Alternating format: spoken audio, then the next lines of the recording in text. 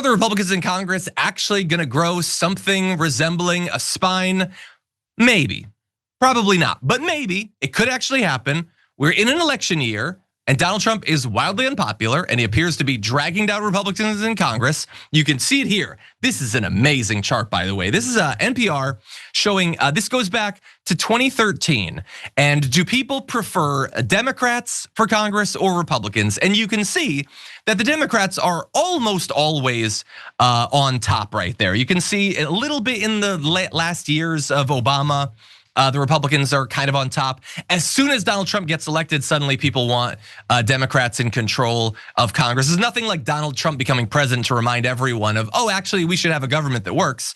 And they maintain that mostly. It gets super close under Joe Biden. People are frustrated with inflation, everything. And then the second he gets elected again, you get the biggest gap visible there. The most support for Democrats controlling Congress that we've had in the past 12 or so, 13 years.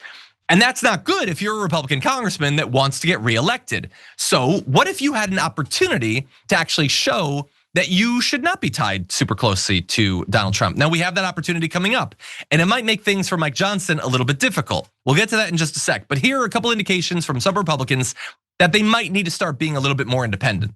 This is Representative Brian Fitzpatrick. He says everyone ought to be cognizant of the job we have, the role and responsibility we have. You got to represent your districts. You got to defend and protect the institution and Article 1. We have a role to play in this government. It's an important one. Now, they haven't done that at all. They're not doing it this week, by the way. They're not controlling the purse, they're not controlling legislation. They're not even weighing in on an American empire being set up, but maybe they could. He said the only country that the United States of America should be running is the United States of America. We must all place paramount importance on lawful process and constitutional responsibility. Well, I hope that Representative Brian Fitzpatrick remembers that, because maybe they could vote on something to reassert control over the American military. We'll see. Don Bacon says we've been diminished and we should be an equal branch. We should be directing immigration policy, tariff policy, doing a lot more in foreign affairs. I mean, the president, the Secretary of State works for him, but we have a role in it. So we should be more directive, I believe. And that would be great. Maybe you guys should consider getting rid of your speaker, because he definitely is not going to do literally any of that. And the opportunity that I mentioned for them to actually grow a spine is coming up soon, because as we told you, I believe last week, Donald Trump did his first 2 vetoes of his second term. These were 2 things he vetoed that had bipartisan support.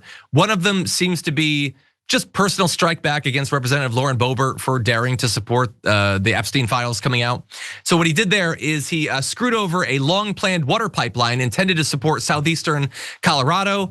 It's gonna cost something like $500,000 more to complete.